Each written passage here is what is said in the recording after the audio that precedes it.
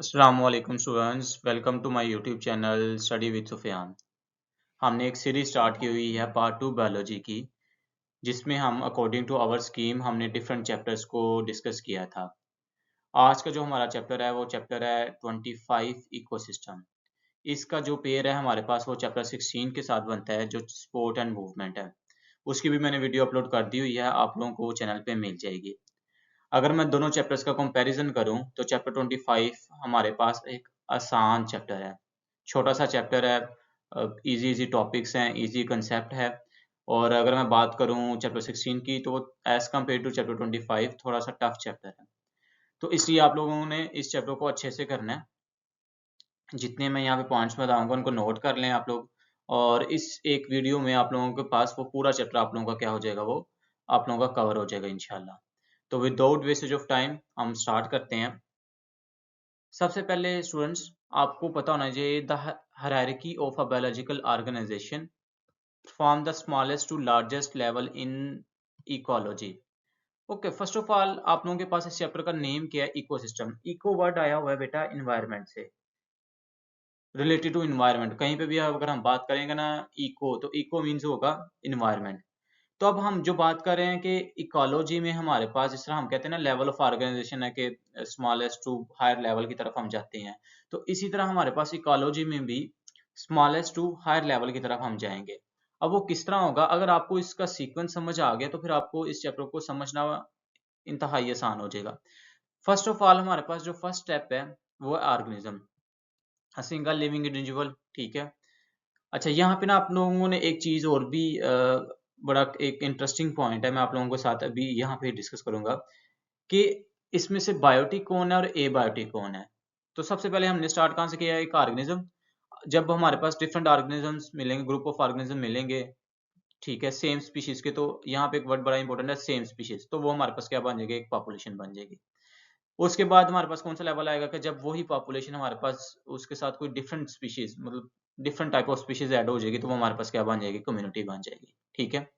अच्छा, अब यहाँ तक एक बात बड़ी इंपॉर्टेंट है। अभी तक हमने जो ऑर्गेनिज्म की बात की, ये एक लिविंग, एक बायोटिक आप लोगों के पास वो फैक्टर है।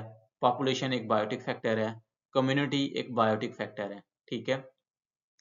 लेकिन जब हम बात करते हैं इकोसिस्टम की, तो इकोसिस्टम में हमारे पास बायोटिक फैक्टर जो ऊपर वाले तीनों आ रहे थे, उसके साथ जब हम ए बायोटिक को ऐड कर देंगे तो हमारे पास इकोसिस्टम बन जाएगा। तो आपको यहाँ पे इस बात की समझ आई? Organism it is a biotic factor, population it is a biotic factor, community it is a biotic factor.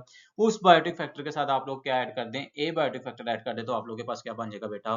Ecosystem बन जाएगा। A community of organisms interacting with their physical environment. Physical environment हमारे पास क्या होता है? ए बायोटिक फैक्टर होता है। ठीक है। और इसमें जैसे एग्जांपल लिखी है रेन फॉरेस्ट। ठीक है, आप लोगों के पास डिफरेंट टाइप्स ऑफ आप लोगों के पास इकोसिस्टम होते हैं। उसके बाद के आप लोगों के पास जो लेवल आएगा बायोम। बायोम क्या होता है?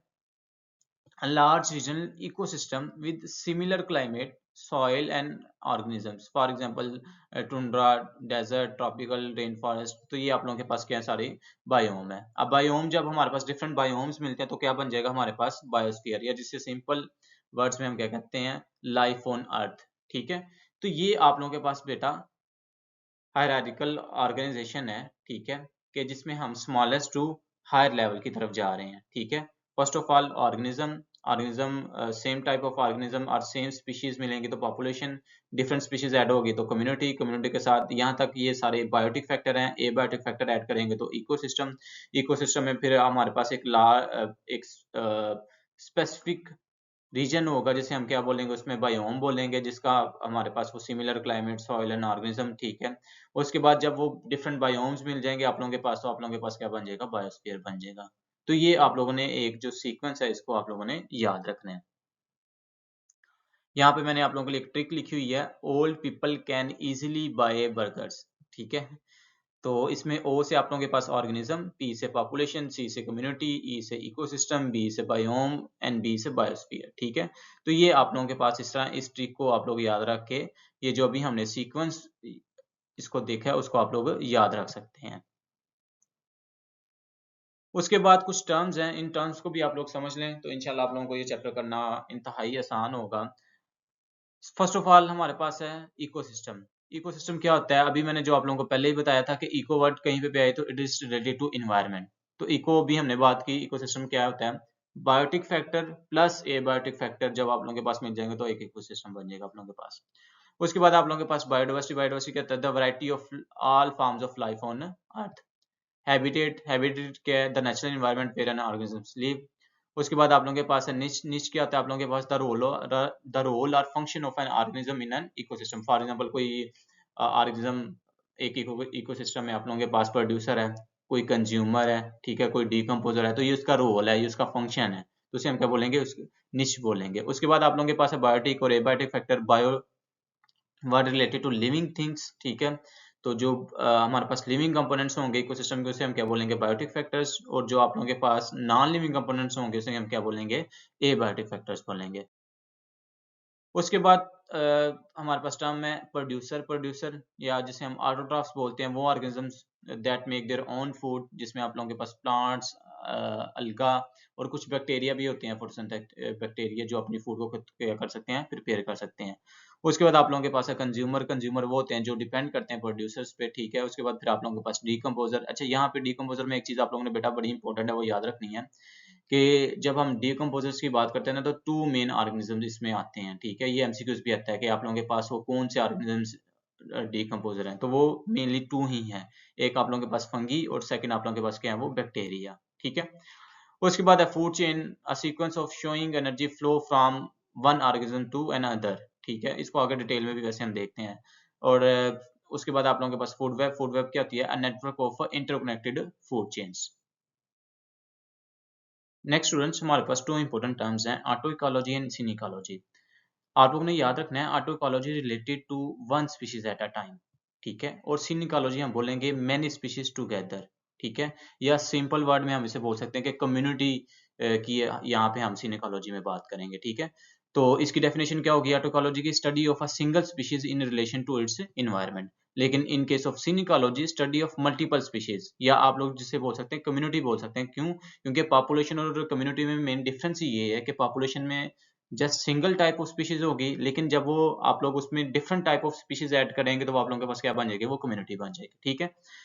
तो ये आप लोगों ने डेफिनेशन कर लेनी है। फिर उसके बाद आप लोगों ने यहाँ पे एक एग्जांपल लिखी हुई है, studying how a cactus survives in the desert. तो कैक्टस आप लोगों के पास इट इज अ सिंगल आप लोगों के पास टाइप ऑफ स्पीशीज, ठीक है, सिंगल स्पीशीज की आप बात कर रहे हैं, ठीक है। लेकिन in case of synecology study how different organism, जब आप लोग डिफरेंट ऑर्गेनिजम्स या डिफरेंट स्पीशीज की बात करेंगे तो फिर आप लोगों के पास वो क्या होगी, वो सिनिकोलॉजी होगी, ठीक है। तो यहाँ पे ये कुछ पॉइंट्स मैंने बनाए हुए हैं, एटलीस्ट आप लोगों ने 3 पॉइंट्स इसमें से इसकी डेफिनेशन कर लें, उसके एग्जांपल कर लें, और उसके आप लोग स्केल या टाइप ऑफ स्टडी जो भी पॉइंट आप लोगों को इजी लगे वो आप लोगों ने कर लेना है। ओके स्टूडेंट, नेक्स्ट है आप लोगों के पास differentiate between biotic versus abiotic components. Bio means related to life, कहीं पे वर्ड बायो आए तो इसका क्या मतलब होगा, आप लोग वहां पे आप लोग लिविंग थिंग्स की बात कर रहे हैं। तो बायोटिक कंपोनेंट कौन से होंगे आप लोगों के पास, the living things and in an ecosystem, ठीक है। और एबायोटिक आप लोगों के पास क्या होंगे, non living factors that effect life. आप लोगों ने सबसे पहले इसकी डेफिनेशन कर लेनी है। Definition, biotic component the living part of an ecosystem, और एबायोटिक आप लोग इसे बोलेंगे the non living physical and chemical factors in an ecosystem. इसकी एग्जांपल आप लोगों के पास एनिमल्स, प्लांट्स, फंगी, बैक्टीरिया, ये सारी एग्जांपल्स होंगी बायोटिक की। और एबायोटिक की आप लोगों के पास क्या होंगी, sunlight, water, temperature, soil, air, तो ये सारी आप लोगों के पास किसकी एग्जांपल है, एबायोटिक की, ठीक है। उसके बाद फिर इसका रोल क्या होगा, डिपेंडेंस क्या होगी, इंटरेक्शन क्या होगा, तो ये कुछ पॉइंट्स आप लोगों ने इसमें इसको कर लेना है। इन सिंपल आप लोगों को बस ये क्लियर होना चाहिए कि बायोटिक आप लोगों के पास living things in an ecosystem, और एबायोटिक हम किसे बोलेंगे, नॉन लिविंग फैक्टर्स को बोलेंगे।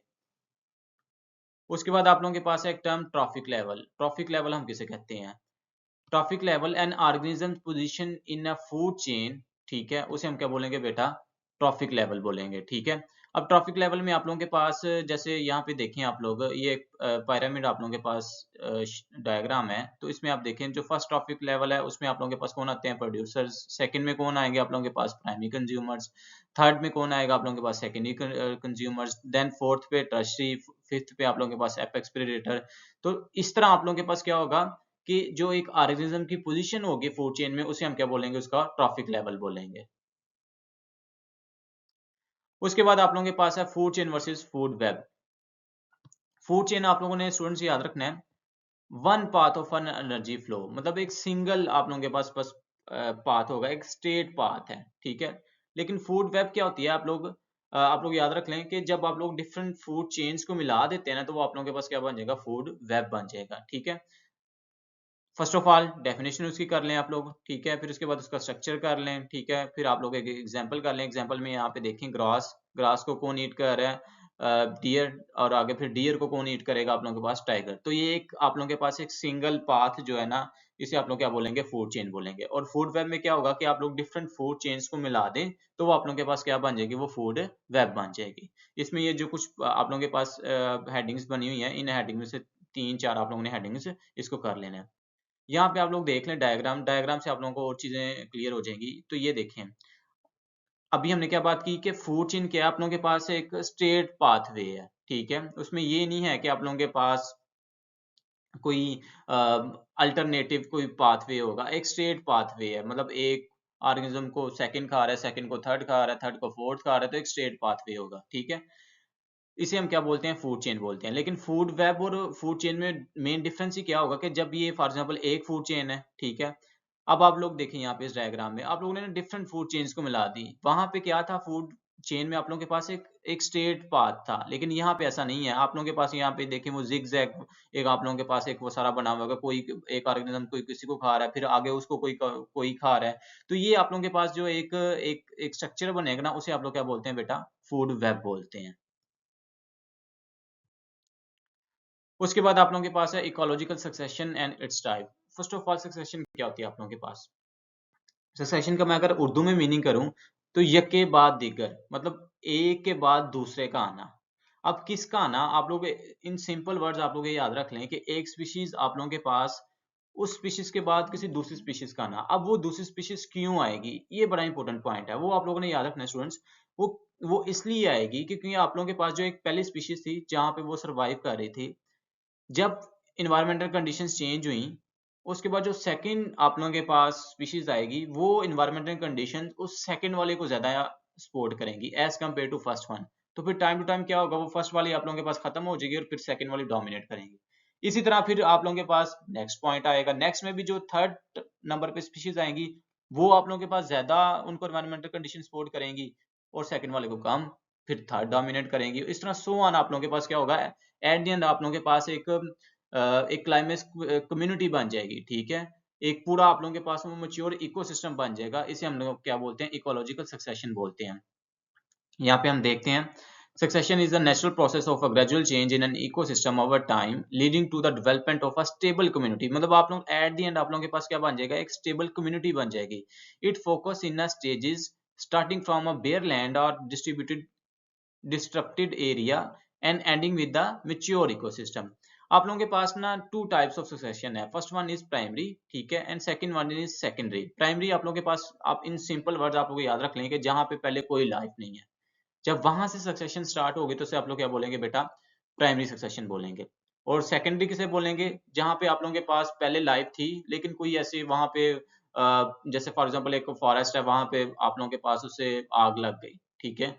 जब वहां से आप लोगों के पास सक्सेशन स्टार्ट हो गई, तो आप लोग क्या बोलेंगे, सेकेंडरी सक्सेशन बोलेंगे, ठीक है। तो यहाँ पे मैंने इसकी डेफिनेशन, ठीक है, एग्जांपल, प्रोसेस क्या होगा, ये मैंने सारी चीजें यहाँ पे लिखी हुई हैं। अच्छा, यहाँ पे एक बड़ा इंपॉर्टेंट पॉइंट है, वो आप लोगों ने जरूर याद रखना है। जो जब आप लोगों के पास सक्सेशन स्टार्ट होगी, तो जो उसका स्टार्टिंग पॉइंट होगा ना, उसे हम पाइनियर स्पीशीज बोलते हैं। ये आप लोगों के पास ना डेफिनेशन भी आती है कि व्हाट इज पाइनियर स्पीशीज, या what is pioneer pioneer point, मतलब पाइनियर पॉइंट किसे कहते हैं, वो पॉइंट मतलब स्टार्टिंग पॉइंट जहां से आप लोगों के पास सक्सेशन स्टार्ट होती है, या फर्स्ट ऑर्गेनिज्म उस या फर्स्ट स्पीशीज, उसे हम क्या बोलेंगे, पाइनियर स्पीशीज बोलेंगे। अच्छा, अब जब वो पानियर से चलते चलते चलते आप लोगों के पास, हमने बोला ना कि वो एंड कहाँ पे होगा, एक स्टेबल कम्युनिटी पे होगा। जो वो स्टेबल कम्युनिटी होगी ना, जहाँ पे सेशन आप लोगों के पास आके कंप्लीट हो जाएगी, उसे हम लोग क्या बोलेंगे, क्लाइमेक्स कम्युनिटी बोलेंगे, ठीक है। तो इन दोनों का आप लोगों के पास डिफरेंस आता है कि जी इन दोनों का डिफरेंस क्या है, एक स्टार्टिंग पॉइंट है और सेकंड आप लोगों के पास क्या है, वो एक एंडिंग पॉइंट होगा।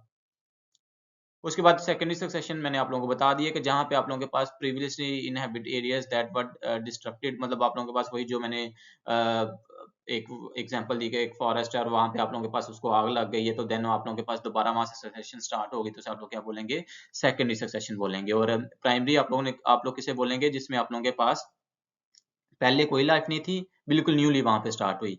और इसमें जो सेकंड मेन पॉइंट आप लोगों ने याद रखना है कि जब वो जो स्टार्टिंग पॉइंट है उसे हम लोग क्या बोलते हैं, पायनियर, और जो लास्ट या एंड पॉइंट है जब स्टेबल एक कम्युनिटी बन जाती है उसे हम लोग क्या बोलते हैं, क्लाइमेक्स कम्युनिटी बोलते हैं। यहाँ पे आप लोग देख लें प्रोसेस भी इसमें के ऑलरेडी प्रेजेंट, ठीक है, फिर उसके बाद वो ग्रासेस ग्रो फास्ट आप लोगों के पास, फिर शब्स ट्रीज एंड क्लाइमेक्स कम्युनिटी। उसके बाद आप लोगों के पास ये तो हमने बात की ना प्राइमरी और सेकेंडरी सक्सेशन, मतलब वो किस एरिया से स्टार्ट हो रही है, ठीक है, कि अगर पहले लाइफ है थी या नहीं थी है। एक और बेस है जिस पे हम डिवाइड करते हैं सक्सेशन को, उसे हम कहते हैं हाइड्रोसीयर और जीरोसीयर। हाइड्रो वर्ड वाटर से रिलेटेड है, मतलब वो सक्सेशन जो आप लोगों के पास पानी से स्टार्ट होगी, ठीक है, वाटर से स्टार्ट होगी। और जीरोसीयर आप लोग xero word related to dry land, मतलब ड्राई लैंड से जो स्टार्ट हो रही है उसे हम क्या बोलेंगे, जीरोसीयर बोलेंगे, ठीक है। एक तो ये डिफरेंस आप लोगों ने इनका याद रखना है, ये भी आप लोगों के पास शॉर्ट क्वेश्चन आता है कि डिफरेंशिएट बिटवीन हाइड्रोसीयर एंड जीरोसीयर, ठीक है। हमारी बुक में जो डिटेल दी हुई है वो जीरोसीयर की दी हुई है, वैसे तो हाइड्रोसीयर भी उसके भी आगे फिर पूरी सारी स्टेजेस हैं, सारा कुछ है, लेकिन हमारी बुक में जो डिटेल दी हुई है वो जीरोसीयर की दी हुई है, तो हम जीरोसीयर को यहाँ पे देखेंगे। यहाँ पे बस ये आप लोगों ने इसकी हाइड्रोसीयर की डेफिनेशन कर लेनी है, ठीक है। फिर वो कहाँ पे आप लोगों के पास occurs in water bodies like pond, lakes and marshes area, ठीक है। फिर स्टार्टिंग पॉइंट क्या होगा, और फिर उसकी आप लोगों ने एग्जांपल कर लें। यहाँ पे ये आप लोग देख लें, जीरो सीयर मैंने जीरो आप लोगों को बता दिया, word related to dry land, ठीक है। उसमें भी आप लोगों के पास अगेन स्टेप वही है, पॉइंट्स वही है जो मैंने आप लोगों को पहले बता दिया कि स्टार्टिंग पॉइंट वही पाइनियर, लास्ट पॉइंट आप लोगों के पास क्लाइमेक्स, और अब उसके दरमियान कुछ पॉइंट्स होंगे वो आप लोगों ने उनको समझ लेना है, ठीक है। इसमें भी आप लोगों ने ये डेफिनेशन कर लेनी है, फिर उसका स्टार्टिंग पॉइंट क्या है, प्रोसेस क्या होगा, स्टेजेस कौन कौन सी होगी आप लोगों के पास, और एंड स्टेज या एंड पॉइंट आप लोगों के पास क्या होगा। उसके बाद देख लें स्टूडेंट्स आप लोग यहाँ पे कि अब जो मैं आप लोगों को कह रहा था ना, हमारी बुक में जीरो सीयर सक्सेशन उसको डिटेल में उन्होंने डिस्कस किया हुआ है। तो ये वहां पे ना कुछ स्टेजेस लिखी हुई हैं। सब फर्स्ट ऑफ ऑल तो आप लोग ना उस स्टेजेस को याद रखें, जब आप लोगों को उन स्टेजेस के नेम आते होंगे ना तो फिर आप लोगों को उनको एक्सप्लेन करना बड़ा आसान हो जाएगा। तो इसकी यहाँ पे ट्रिक याद रख लें, crazy frogs make happy steps constantly. अब आप लोगों के पास यहाँ पे सी से बनेगा क्रस्टोस, ठीक है। एफ से बनेगा आप लोगों के पास फोलिएज, एम से बनेंगे आप लोगों के पास मोस, एच से बनेगा आप लोगों के पास हर्बेशियस, एस से बनेगा श्रब, और सी से बनेगा क्लाइमेक्स। अगर आप लोगों को ये लॉन्ग क्वेश्चन आ जाए तो आप लोगों ने उस लॉन्ग क्वेश्चन में ये सारी स्टेजेस को क्या करना है, एक्सप्लेन करना है। अच्छा, यहाँ पे मैं आप लोगों को एक चीज बता दूं, लाइकन क्या होता है। लाइकन आप लोगों ने स्टूडेंट्स याद रखना है कि इट इज एसोसिएशन बिटवीन अलगा एंड फंगी, ठीक है। अलगा और फंगी के दरमियान एक एसोसिएशन होती है, इसे हम क्या बोलते हैं, लाइकन बोलते हैं। अब ना उस लाइकन के आगे डिफरेंट टाइप्स हैं, 3 मेन टाइप्स हैं आप लोगों के पास। उसमें से जो 2 है ना वो आप लोगों की जीरो सीयर स्टेज में आती हैं। एक आप लोगों के पास है क्रस्टोज लाइकन और दूसरी आप लोगों के पास है फोलिएज लाइकन। तो ये याद रखना है कि जो क्रस्टोज और फोलिएज के हैं दोनों, it is a type of a lichen. तो यहाँ पे ये ट्रिक को याद रखे, आप लोगों ने इन स्टेजेस के नेम याद रख लेने हैं। उसके बाद फिर आप लोगों ने इन स्टेजेस को क्या करना है, वन बाय वन क्या करना है, इसको एक्सप्लेन करना है। ओके स्टूडेंट्स, नेक्स्ट हमारे पास है stages of xerosere succession. अभी हमने देखी इसकी स्टेजेस कौन कौन सी थी हमारे पास। फर्स्ट ऑफ ऑल हमारे पास थी crustose lichen, then foliage lichen, then आप लोगों के पास मोस स्टेज आएगी, देन आप लोगों के पास फिर हर्ब स्टेज आएगी, देन शर्ब स्टेज आएगी, और लास्ट में फिर आप लोगों के पास ट्री, और जिसे हम क्लाइमेक्स कम्युनिटी बोलते हैं, तो वो आएगी आप लोगों के पास। जस्ट मैं आप लोगों को यहाँ पे ना एक उसका स्केच दूंगा। सो फर्स्ट ऑफ ऑल यहाँ पे पाइनियर स्टेज में जो पाइनियर स्पीशीज होगी वो कौन कौन सी होंगी, लाइकन और मोसिस होंगे, ठीक है। वो आप लोगों के पास किसी ऐसे एरिया में ग्रो करेंगे जहाँ पे लिटल, और या तो वो प्राइमरी भी ये सक्सेशन हो सकती है और सेकेंडरी भी हो सकती है। प्राइमरी में हमने क्या बोला था कि जहाँ पे आप लोगों के पास पहले कोई लाइफ एग्जिस्ट नहीं करती, और सेकेंडरी वो है कि जहाँ पे लाइफ एग्जिस्ट करती थी लेकिन वो किसी रीजन की वजह से हमारे पास वहाँ पे लाइफ क्या होगी, डिस्ट्रॉय हो गई। देन वो दोबारा वहाँ पे आप लोगों के पास क्या होगी, वो सक्सेशन स्टार्ट होगी, ठीक है। तो इसमें जो आप लोगों के पास पाइनियर स्टेज होगी इसमें लाइकन और मोसिस होंगे, ठीक है। ये आप लोगों के पास वहां से सक्सेशन को स्टार्ट करेंगे, और वन बाय वन जो मैंने आप लोगों को कंसेप्ट बताया था कि जैसे आप लोग नेक्स्ट स्टेप में जाते जाएंगे, जो नेक्स्ट स्पीशीज होगी उनके लिए वो इन्वायरमेंट ज्यादा सुटेबल होगा as compare to previous one. तो जो प्रीवियस वन होगी आप लोगों के पास वो स्ट्रगल करेंगी, वो वहां से आप लोगों के पास या तो बिल्कुल खत्म हो जाएंगे या लिटिल बिट होंगी, और नेक्स्ट आप लोगों के पास क्या करेगी, वो डोमिनेट करेगी। तो यहाँ पे यही है, स्टार्टिंग पॉइंट में आप लोगों के पास xerosere begins in an area with little or no life such as bare rock or sand, pioneer species आप लोगों के पास इस केस में कौन सी होंगी, लाइकन्स एंड मोसिस, ठीक है। उसके बाद आप लोगों के पास रिजल्ट क्या निकलेगा, this pioneer begins with the process of soil formation by breaking down the rocks and capturing moisture. उसके बाद फिर आप लोगों के पास ये जस्ट मैं आप लोगों को यहाँ पे उसका पूरी एक समरी बता रहा हूँ, ठीक है। वन बाय वन जब आप लोगों ने इस क्वेश्चन इस लॉन्ग क्वेश्चन को लिखना है, तो आप लोगों ने वो स्टेजेस बतानी है कि आप लोगों के पास फर्स्ट ऑफ ऑल वही क्रस्टोज, देन आप लोगों के पास फोलिएज, देन मोर स्टेज आएगी, फिर आप लोगों के पास हब स्टेज आएगी, फिर आप लोगों के पास श्रब स्टेज आएगी, और देन आप लोगों के पास क्या होगा, वो ट्री स्टेज आएगी, या जिसे फॉरेस्ट या क्लाइमेक्स कम्युनिटी आप लोग बोलते हैं। उसके बाद फिर देखिए यहाँ पे आप लोगों के पास हर्ब स्टेज आएगी, ठीक है, जिसमें ग्रॉसेस और स्मॉल प्लांट्स आप लोगों के पास वहाँ पे ग्रो करेंगे, ठीक है। और देन फिर आप लोगों के पास श्रब स्टेज आ जाएगी, ठीक है। इसमें ये देख लें, अच्छा यहाँ पे ना आप लोगों ने अगर तो इस तरह हेडिंग्स बना लेंगे ना उन पॉइंट्स में, तो वो आप लोगों के लिए ज़्यादा बेहतर हो जाएगा। क्या आप बताएंगे जी, जैसे आप लोगों के पास कंडीशन जैसे चेंज होंगी या वो कंडीशन सूटेबल है, फॉर एग्जाम्पल मैं अगर हर्ब स्टेज की बात कर रहा हूँ, तो हर्ब स्टेज के लिए वो जो कंडीशन है वो ज़्यादा सूटेबल होंगी, ठीक है। इसी तरह जब आप श्रब स्टेज पे आएंगे, तो वो कंडीशंस फिर श्रब के लिए ज़्यादा सूटेबल हो जाएंगी, ठीक है। इसी तरह फिर जब आप श्रब से आगे जाएंगे, तो वो कंडीशंस आप लोगों के लिए जो नेक्स्ट स्पीशीज होगी उसके लिए ज़्यादा सूटेबल हो जाएंगी। तो इस तरह जैसे जैसे कंडीशंस जो जिस स्पीशीज के लिए सूटेबल होती जाएंगी, वो उसको रिप्लेस करता जाएगा। उसके बाद फिर हमारे पास आ जाएगी ट्री स्टेज, और ट्री स्टेज में आप लोगों के पास वही फॉरेस्ट डेवलपमेंट होगी, ठीक है। तो इस तरह ये आप देखें, आप लोगों के पास स्टेप वाइज आप लोगों के पास ये सारा प्रोसेस चलेगा। कहाँ से आप लोगों के पास पाइनियर से वो स्टार्ट होगी और एंड कहाँ पे होगी आप लोगों के पास, वो एक ट्री स्टेज, या जिसे हम क्या कहते हैं, क्लाइमेक्स कम्युनिटी कहते हैं, वहां पे आप लोगों के पास आके वो क्या हो जाएगी, वो एंड हो जाएगी। और यही आप लोगों के पास क्या है, एक स्टेबल मेच्योर आप लोगों के पास वो कम्युनिटी होगी। होपफुली आप लोगों को ये सक्सेशन की समझ आ गई होगी। नेक्स्ट आप लोगों के पास वही क्लाइमेक्स कम्युनिटी, ठीक है, क्लाइमेक्स कम्युनिटी या जिसे हम एंड पॉइंट बोल रहे हैं, ठीक है। और यहाँ पे आप लोगों के पास जो सक्सेशन का प्रोसेस है वो यहाँ पे आके क्या हो जाएगा, वो कंप्लीट हो जाएगा। यहाँ पे आप इसे डायग्रामेटिकली भी देख लें। यहाँ पे आप लोग देखें कि एक्सपोज्ड रॉक, ठीक है। फिर आप लोगों के पास यहाँ पे ये देखें लाइकेंस ग्रो करेंगे, लाइकेंस के बाद आप लोगों के पास मोसिस ग्रो करेंगे, देन आप लोगों के पास क्रॉस एंड वीड्स आप लोगों के पास आएंगे, फिर हर्ब स्टेज आ जाएगी, ठीक है। फिर उसके बाद यहाँ पे देखें श्रब स्टेज आ जाएगी, देन आप लोगों के पास फॉरेस्ट एक ट्री ग्रो करेगा, और वो जैसे जैसे फिर फर्दर वो उसकी ग्रोथ होगी, आप लोगों के पास फिर मेच्योर फॉरेस्ट आप लोगों के पास पूरा एक बन जाएगा।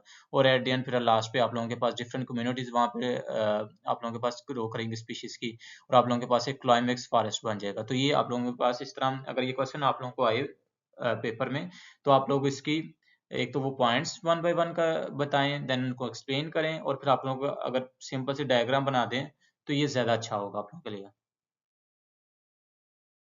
ओके स्टूडेंट, उसके बाद आप लोगों के पास कम्युनिटी इंटरेक्शन का सिंपल वर्ड्स में क्या मतलब होगा आप लोगों के पास, कि आप लोगों के पास जो कम्युनिटी में डिफरेंट ऑर्गेनिजम्स रहते हैं, वो आपस में किस तरह इंटरेक्शन करेंगे, इस चीज को हम क्या बोलेंगे, कम्युनिटी इंटरेक्शन बोलेंगे। अब उस कम्युनिटी इंटरेक्शन की डिफरेंट टाइप्स हैं। यहाँ पे देखें, फर्स्ट जो इसकी टाइप है प्रीडेशन, ठीक है, देन कंपटीशन, ठीक है, फिर उसके बाद आप लोगों के पास म्यूचुअलिज्म, और लास्ट पे आप लोगों के पास है कमेंसलिज्म। अब प्रीडेशन में क्या होगा, a one species predator hunts and kills another species, जिसे हम प्रे बोलेंगे, ठीक है। कंपटीशन में आप लोगों के पास क्या होगा, species compete for the same resource, ठीक है, इसे हम कंपटीशन बोलेंगे। म्यूचुअलिज्म में क्या होगा कि वो दोनों को फायदा होगा, ठीक है, जो दो आप लोगों के पास पार्टनर होंगे, जो दो स्पीशीज होंगी, उन दोनों को क्या होगा, म्यूचुअलिज्म में फायदा होगा। और लास्ट में आप लोगों के पास है कमेंसलिज्म। कमेंसलिज्म में आप लोगों के पास एक स्पीशीज को बेनिफिट होगा और दूसरी को ना तो फायदा होगा ना ही नुकसान होगा, ठीक है। तो ये मेन आप लोगों के पास फोर टाइप्स हैं इंटरेक्शन की, कि आप लोगों के पास जो डिफरेंट स्पीशीज हैं एक कम्युनिटी में वो किस तरह एक दूसरे के साथ क्या करती हैं, वो इंटरेक्ट करती हैं। यहाँ पे आप लोगों के पास फिर आगे उसकी एग्जांपल्स भी लिखी हुई हैं और इम्पैक्ट ऑन स्पीशीज भी लिखी हुई है।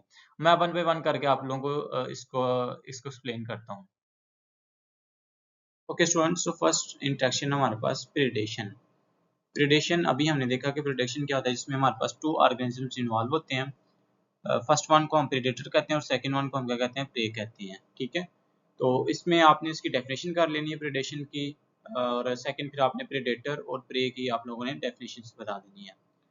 मोस्ट इंपोर्टेंट थिंग जो आप लोगों ने याद रखनी है इसमें वो ये है कि इसका इम्पैक्ट ऑन पॉपुलेशन या इसकी सिग्निफिकेंस हमारे पास क्या होगी।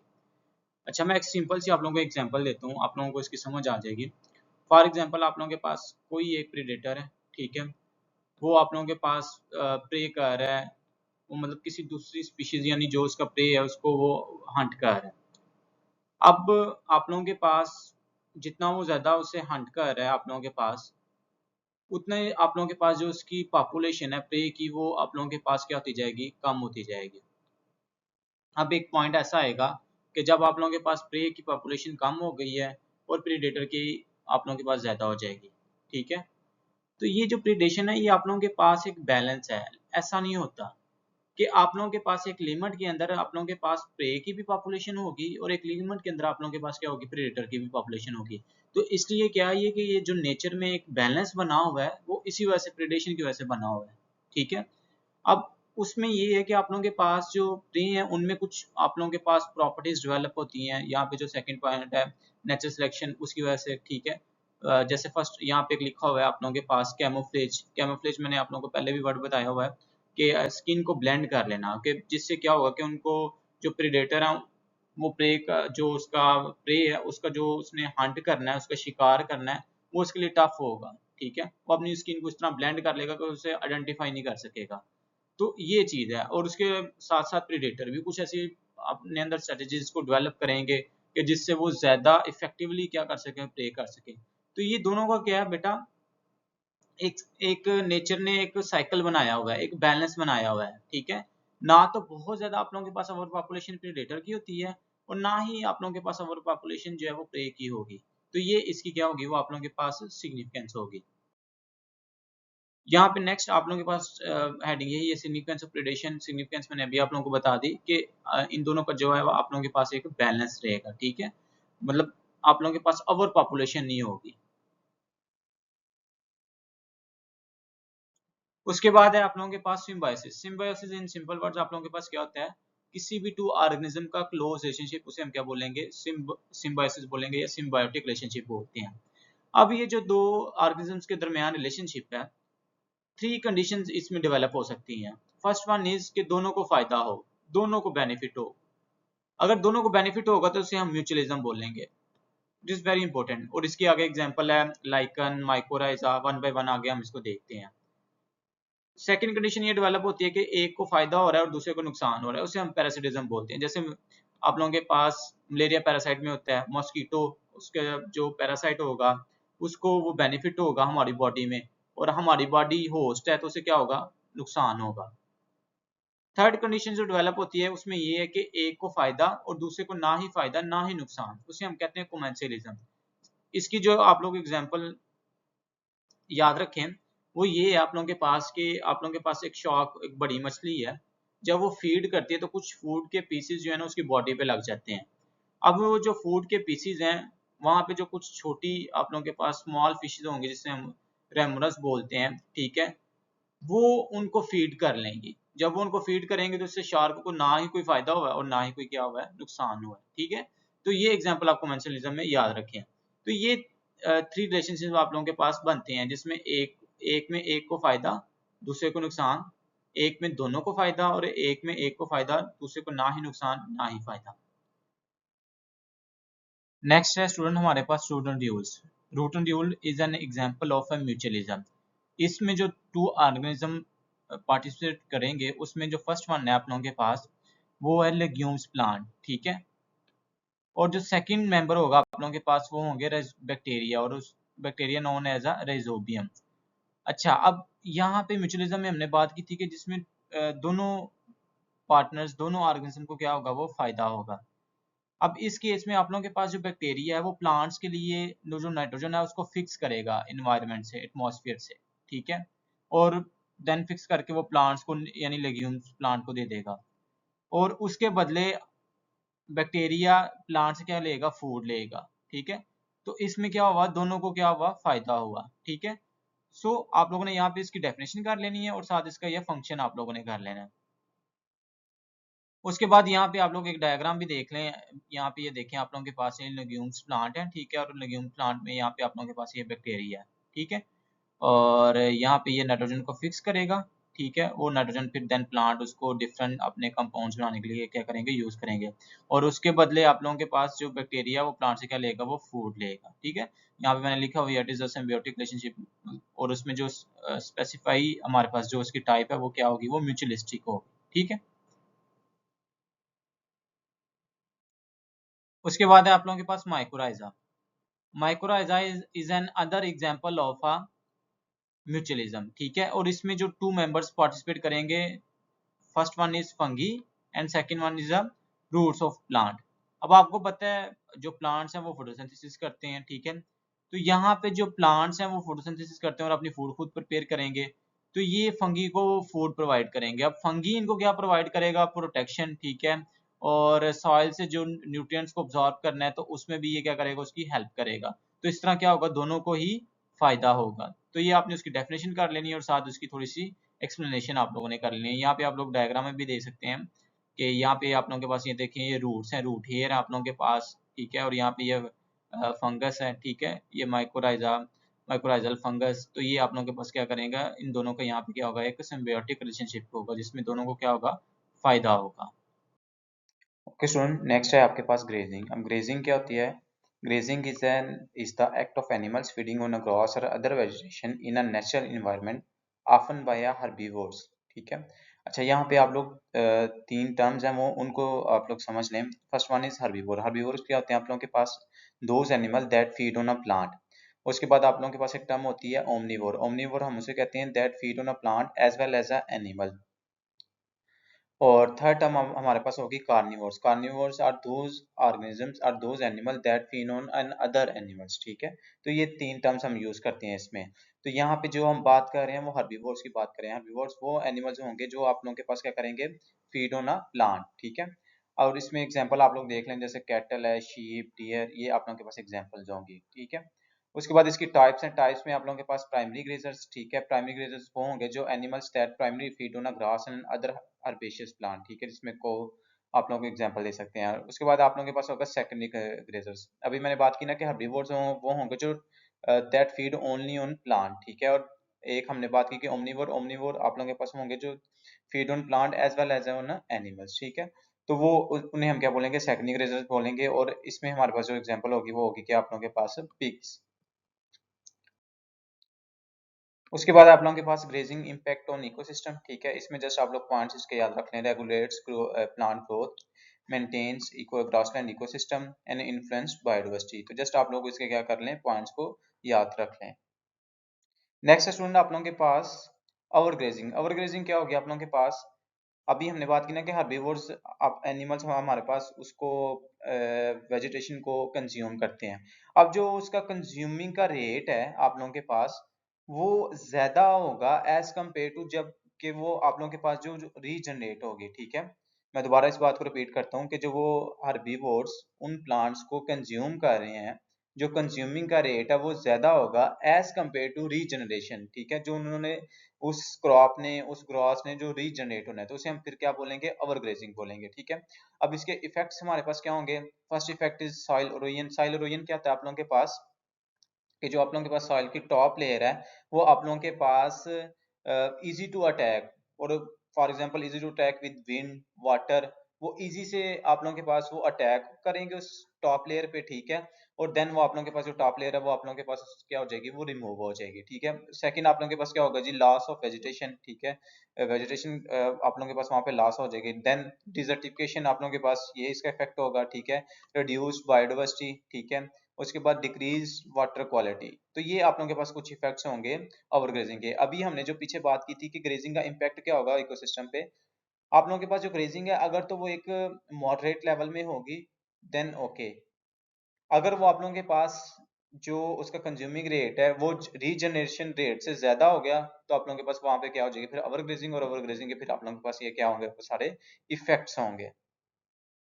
नेक्स्ट आप लोगों के पास एक टर्म है मॉडरेट ग्रेजिंग, जो भी मैं आप लोगों को बता रहा था कि मॉडरेट ग्रेजिंग में आप लोगों के पास क्या होगा कि जो रेट ऑफ कंज्यूमिंग है और जो रेट ऑफ रीजनरेशन है वो दोनों क्या हो जाए? वो इक्वल हो जाए। उसे हम क्या बोलेंगे? वो मॉडरेट ग्रेजिंग बोलेंगे। मतलब जब वो उसको कंज्यूम करें और कंज्यूम करने के बाद इतना टाइम दे दें कि दोबारा वो क्रॉप, वो ग्रास आप लोगों के पास क्या हो जाए? वो रीजनरेट हो जाए, उसे हम क्या बोलेंगे? मॉडरेट ग्रेजिंग बोलेंगे। Moderate grazing is when animal graze at a rate then allow plants to recover and grow back। वही बात जो मैंने आप लोगों को बता दी कि ओवर ग्रेजिंग में क्या था? कंज्यूमिंग रेट ज्यादा, रीजनरेशन रेट कम। इसमें क्या होगा? कंज्यूमिंग रेट और रीजनरेशन रेट दोनों आप लोगों के पास क्या होंगे? वो इक्वल होंगे, या प्लांट्स को इतना इनफ टाइम मिल जाएगा कि वो दोबारा क्या कर सके, खुद को रीजनरेट कर सके। ओके स्टूडेंट, नेक्स्ट है हमारे पास नाइट्रोजन साइकिल, वेरी इंपॉर्टेंट।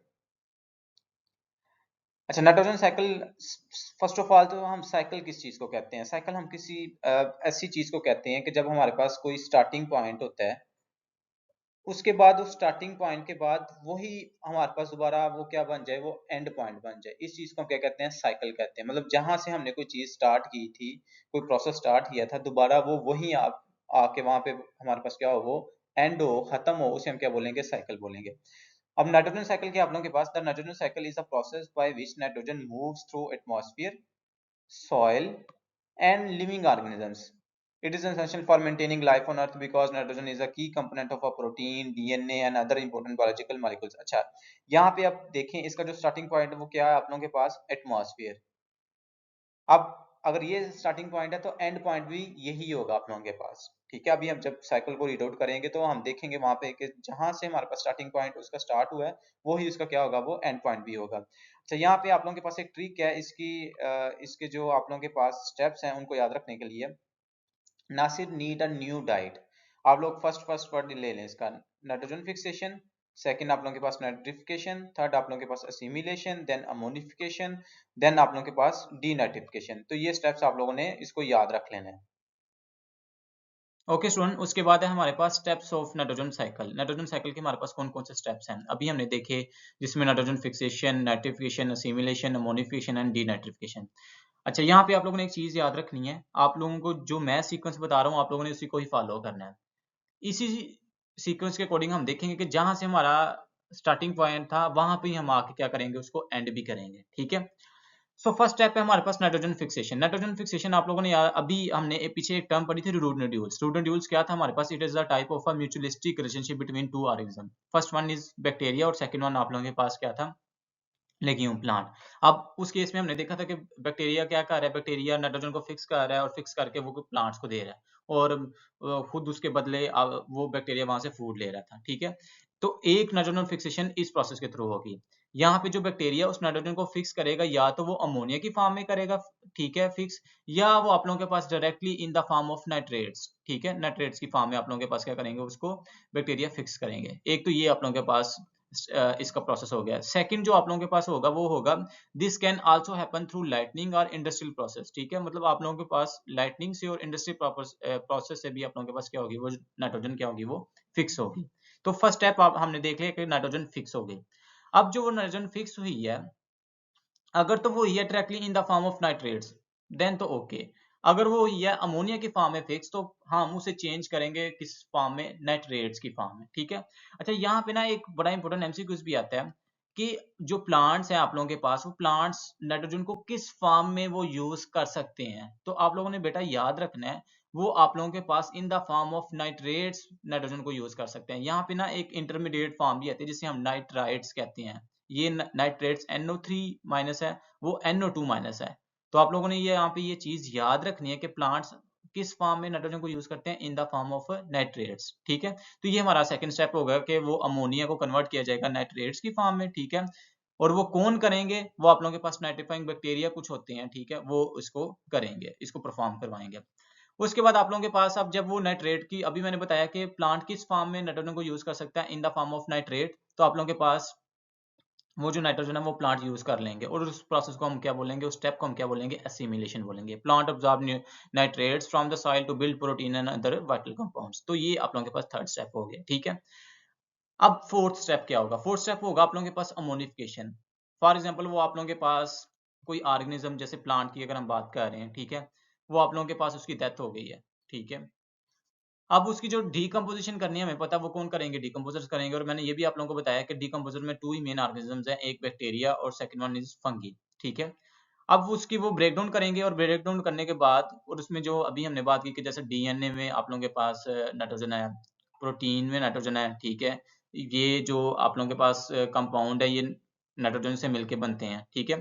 जब उनकी ब्रेक डाउन होगी उन नाइट्रोजनस कंपाउंड की, तो वो आप लोगों के पास दे converting organic nitrogen back into ammonia which can be used by plants or undergo nitrification।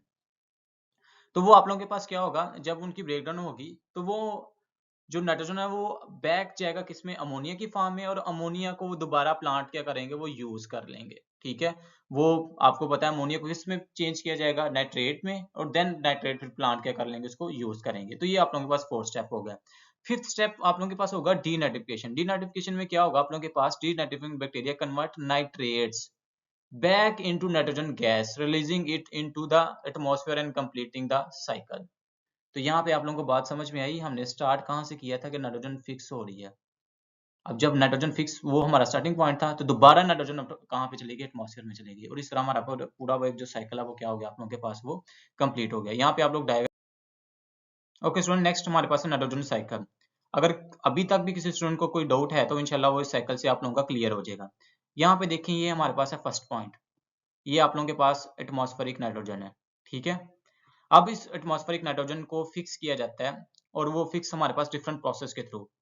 एक हमने पढ़ा लाइटनिंग, ठीक है, उसके बाद इंडस्ट्रियल प्रोसेस, जिस तरह आप लोगों के पास आप लोग जो फर्टिलाइजर वगैरह यूज कर रहे हैं, ठीक है, उसके थ्रू। थर्ड जो मोस्ट इंपोर्टेंट है वो आप लोगों के पास है, कुछ बैक्टीरिया होंगे, जिस तरह हमने राइजोबियम की बात की थी, तो वो नाइट्रोजन को फिक्स करेंगे। अब फिक्स किस फॉर्म में करेंगे, इन द फॉर्म ऑफ अमोनिया। यहाँ पे ये देखें आप लोगों के पास वो अमोनिया की फॉर्म में वो क्या हो गई, फिक्स कर दी उन्होंने। ठीक है, उसके बाद नेक्स्ट स्टेप क्या होगा कि अब उस अमोनिया को चेंज किया जाएगा किसमें, नाइट्रेट में। ठीक है, ये मैंने आप लोगों को पीछे भी बताया था कि प्लांट किस फॉर्म में नाइट्रोजन को यूज करता है, इन the form of nitrate, NO3 की फॉर्म में। ठीक है, NO3 की फॉर्म में वो क्या करेगा, उसको वो यूज करेगा। ठीक है, उसके साथ साथ यहाँ पे आप लोग एक स्टेप देखें, ये कुछ ऑर्गेनिज्म है, जब इनकी डेथ होगी, ठीक है, तो इनकी ब्रेकडाउन होगी, इनकी डीकम्पोजिशन होगी। अब जब इनकी डीकम्पोजिशन होगी, इनकी बॉडी में नाइट्रोजनस कंपाउंड है, जब वो ब्रेकडाउन होगी इन कंपाउंड्स की, तो यहाँ पे आप लोगों के पास वो जो नाइट्रोजन है वो आप लोगों के पास किस फॉर्म में होगी, इन द फॉर्म ऑफ अमोनिया। ठीक है, उस अमोनिया को अगेन चेंज किया जाएगा फिर किसमें, नाइट्राइड्स की फॉर्म में। नाइट्राइड्स की फॉर्म में ये NO2 है, इसको आप लोगों ने मिक्स अप नहीं करना, ये नाइट्राइड्स है, वो नाइट्रेट्स थे। ठीक है, NO2 है ये। अब NO2 दोबारा आप लोगों के पास किस में चेंज किया जाएगा, NO3 में। क्यों, क्योंकि प्लांट नाइट्रोजन को किस फॉर्म में यूज कर सकता है, इन the form of NO3।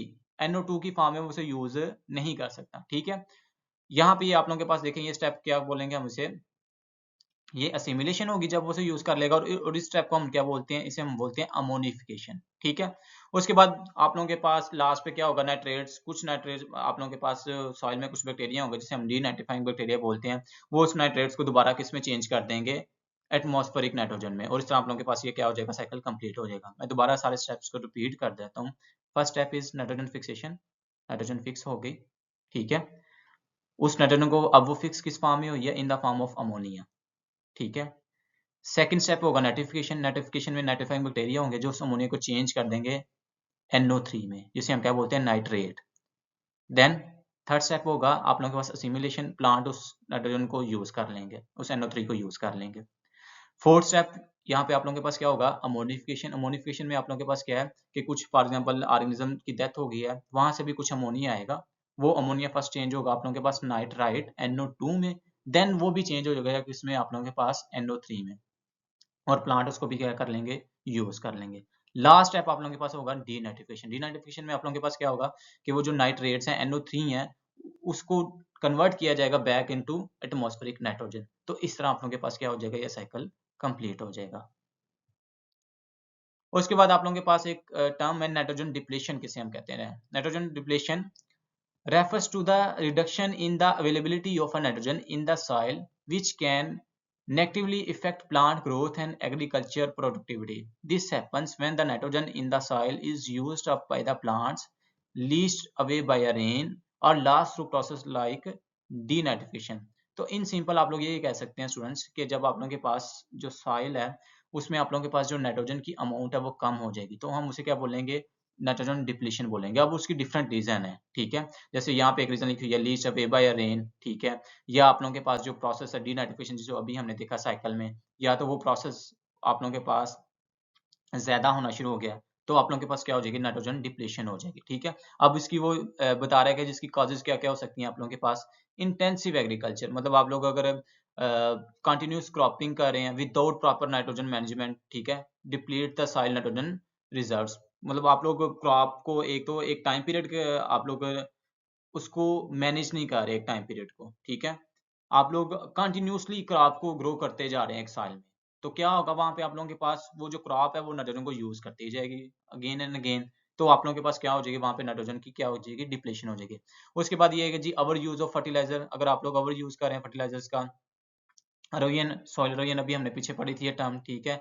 Soil halogen हो गई तो फिर भी आप लोगों के पास नाइट्रोजन डिप्लीशन हो जाएगी। और लास्ट पे आप लोगों के पास क्या है, मैन्युफैक्चर फार्मिंग। तो ये आप लोगों के पास कुछ कॉजेज हैं जिसकी वजह से क्या होगी आप लोगों के पास नाइट्रोजन डिप्लीशन होगी। आगे आप लोगों ने फिर अगर तो ये लॉन्ग क्वेश्चन आए और it is a very important long question, अगर ये लॉन्ग क्वेश्चन आए तो आप लोगों ने इस तरह इसकी डेफिनेशन लिख देनी है, देन आप लोगों ने इसकी कॉजेज बता देनी है कि ये कॉजेज है और इन कॉजेज को आगे आप लोगों ने एक्सप्लेन भी कर देना है।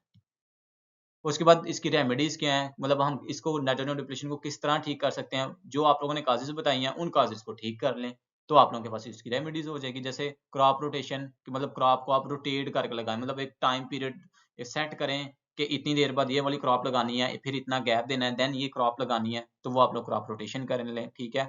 उसके बाद use of organic fertiliser, organic fertiliser को आप लोग यूज करें, जैसे जिसमें कंपोस्ट मैन्योर वगैरह, जिस तरह हम ये जो एनिमल्स का हमारे पास वेस्ट वगैरह होता है उसे हम कंपोस्ट मैन्योर कहते हैं, ठीक है। तो वो यूज करें आप लोग। Reduce use of synthetic fertiliser, मतलब इनका यूज आप लोग कम कर दें, ठीक है। और लास्ट पे आप लोगों के पास है इनकॉर्पोरेशन ऑफ लेग्यूम्स।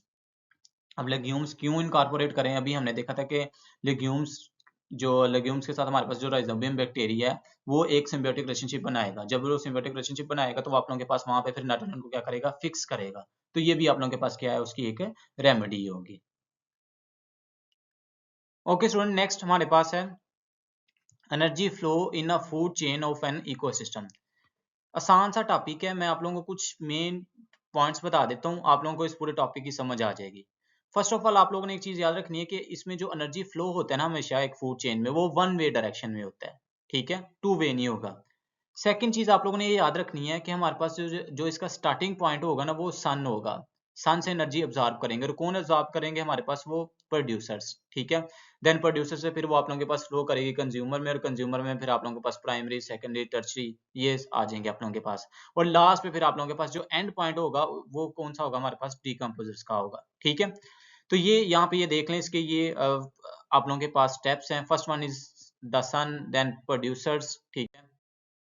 उसके बाद फिर आप लोगों के पास प्राइमरी कंज्यूमर्स आएंगे, देन सेकेंडरी, देन आप लोगों के पास टर्शियरी कंज्यूमर्स, और लास्ट पे आप लोगों के पास जो लास्ट पॉइंट या एंड पॉइंट होगा उसे हम क्या बोलेंगे, डीकम्पोजर्स बोलेंगे। ओके स्टूडेंट्स, अगर आप लोग ये डायग्राम को समझ लें तो आप लोगों को पूरे टॉपिक की समझ आ जाएगी कि हमारे पास एनर्जी फ्लो क्या है और किस तरह वो एक फूड चेन में वो फ्लो करती है। फर्स्ट ऑफ ऑल यहाँ पे ये देखें आप लोगों के पास ये सन, सन से आप लोगों के पास एनर्जी को ऑब्जॉर्व कौन करेंगे, प्लांट्स, और वो प्लांट्स फिर उसको यूज करेंगे फोटोसिंथेसिस में, ठीक है। यहाँ पे देखें in the level of producers हमारे पास कितनी एनर्जी है, 10,000 किलो कैलोरीज, ठीक है। अब जब यहाँ से वो आप लोगों के पास एनर्जी सेकंड ट्रैफिक लेवल में फ्लो करेगी, ठीक है, और जो सेकंड ट्रैफिक लेवल है वो हमारे पास प्राइमरी कंज्यूमर है, तो एनर्जी कितनी रह जाएगी आप लोगों के पास, जस्ट 1000 किलो कैलोरीज, ठीक है। देन नेक्स्ट ट्रैफिक लेवल में जाएगी, वहां पे कितनी है, 100 किलो कैलोरीज। नेक्स्ट में जाएगी तो वहां पे कितनी है आप लोगों के पास, जस्ट 10 किलो कैलोरीज। अब यहाँ पे जो चीज समझने वाली है वो ये है कि जब एनर्जी एक ट्रैफिक लेवल से दूसरे ट्रैफिक लेवल में आप लोगों के पास फ्लो करेगी तो मोस्ट ऑफ द एनर्जी आप लोगों के पास वेस्ट हो जाएगी, किस फॉर्म में, इन द फॉर्म ऑफ हीट, ठीक है। इन द फॉर्म ऑफ हीट वो क्या हो जाएगी आप लोगों के पास, वो लॉस हो जाएगी, वेस्ट हो जाएगी, ठीक है।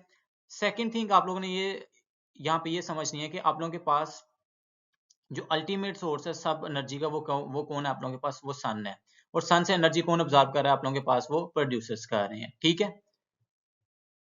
अब यहाँ पे देख लें energy loss at each trophic level. अभी जो मैं बात कर रहा था ना कि आप लोगों के पास ईस्ट ट्रॉपिक लेवल पे आप लोगों के पास जो मोस्ट ऑफ द एनर्जी वो लॉस हो जाएगी, वो किस फॉर्म में होगी, वो इन द फॉर्म ऑफ हीट। और जो नेक्स्ट ट्रॉपिक लेवल है उन तक कितनी एनर्जी पहुंचेगी, जस्ट 10%। जस्ट कितनी पहुंचेगी, 10%। अभी हमने देखा था ना फर्स्ट में 10,000, देन 1000, देन 100, देन 10, तो वो कितने परसेंट बनता है, जस्ट 10% आप लोगों के पास जो है नेक्स्ट ट्रैफिक लेवल पे एनर्जी क्या होगी, वो उसका फ्लो होगा। और बाकी एनर्जी कहाँ कहाँ पे चली जाएगी आप लोगों के पास, वो लॉस हो जाएगी इन द फॉर्म ऑफ हीट, ठीक है।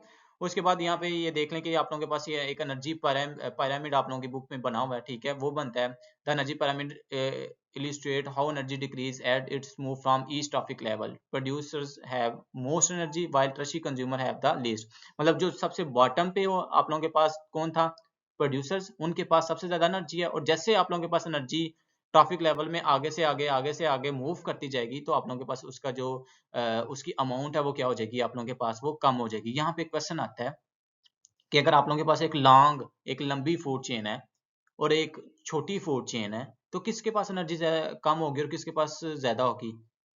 छोटी जो फूड चेन होगी आप लोगों के पास, उसके पास एनर्जी क्या होगी, ज्यादा। क्यों? क्योंकि वहां पे जो एनर्जी फ्लो है, वो जिस तरह आगे आप लोगों के पास ट्रैफिक लेवल में एनर्जी फ्लो करती जाएगी, वैसे वैसे एनर्जी आप लोगों के पास क्या होती जाएगी, कम। तो छोटी फूड चेन होगी तो उनके पास एनर्जी ज्यादा होगी, और अगर एक लॉन्ग फूड चेन है तो उसमें एनर्जी आप लोगों के पास क्या होगी, वो कम होगी।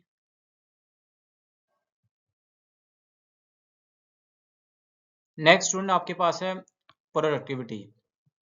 इन सिंपल वर्ड्स प्रोडक्टिविटी क्या होती है आप लोगों के पास, वो रेट जिसमें एक इकोसिस्टम में आप लोगों के पास एनर्जी या बायोमास प्रोड्यूस हो रहा है, उसे हम लोग क्या बोलेंगे, प्रोडक्टिविटी बोलेंगे। ठीक है, मैं दोबारा रिपीट कर रहा हूँ, वो रेट जिसमें आप लोगों के पास एक इकोसिस्टम में एनर्जी या बायोमास प्रोड्यूस हो रही है, उसे हम लोग क्या बोलेंगे, प्रोडक्टिविटी बोलेंगे। ठीक है, यहाँ पे एक टर्म है बायोमास। बायोमास आप लोगों ने याद रखना है कि इकोसिस्टम में जो भी लिविंग कंटेंट होगा उसे आप लोग क्या बोलते हैं, बायोमास बोलते हैं। ठीक है, अब वो जो किस प्रोसेस के थ्रू वो ये जो एनर्जी है या आप लोगों के पास जो बायोमास प्रोड्यूस हो रहा है, यहाँ पे लिखा भी हुआ है लाइक फोटोसिंथेसिस एंड ग्रोथ, मतलब जो या तो प्लांट फोटोसिंथेसिस कर रहे हैं या किसी ऑर्गेनिज्म की जो ग्रोथ हो रही है, तो वो जो एनर्जी है बायोमास एक इकोसिस्टम में प्रोड्यूस हो रहा है, उसे आप लोग क्या बोलेंगे, प्रोडक्टिविटी बोलेंगे।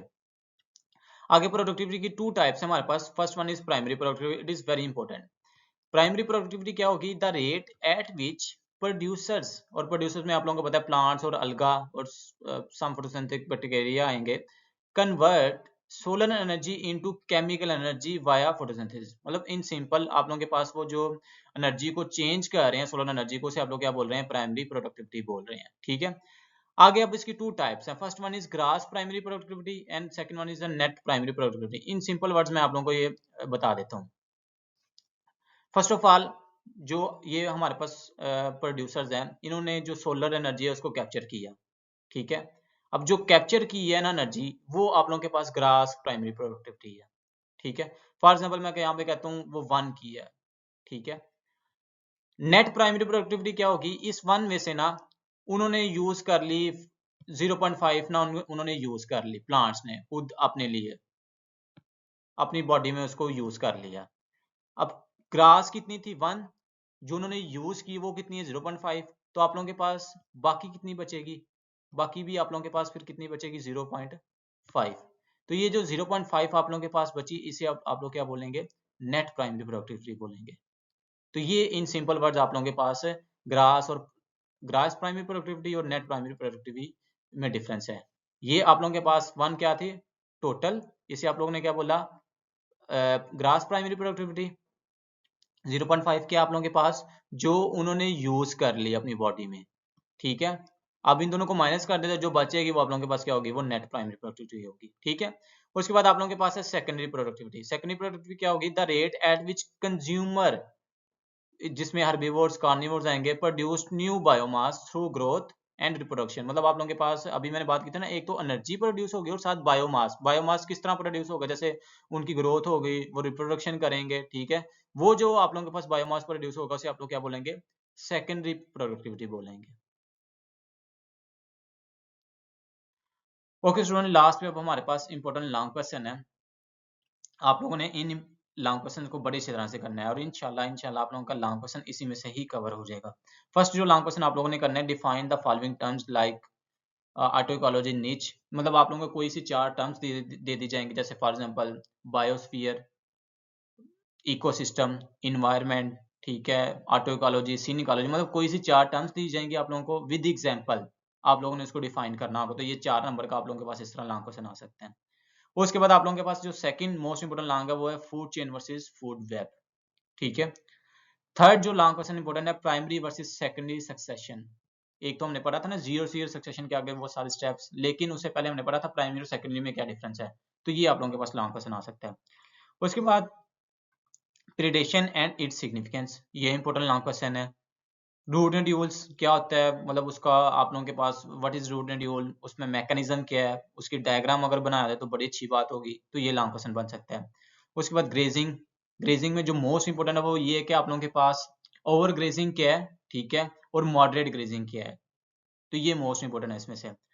7 आप लोगों के पास nitrogen depletion and its remedies, मतलब आप लोगों के पास नाइट्रोजन किस तरह डिप्लेशन होगी, उसकी कॉजेज क्या हैं और उसकी रेमेडीज क्या हैं आप लोगों के पास। ये भी मैंने पीछे स्लाइड बड़ी अच्छी बनाई हुई है, आप लोग वो ही मटेरियल याद कर लें।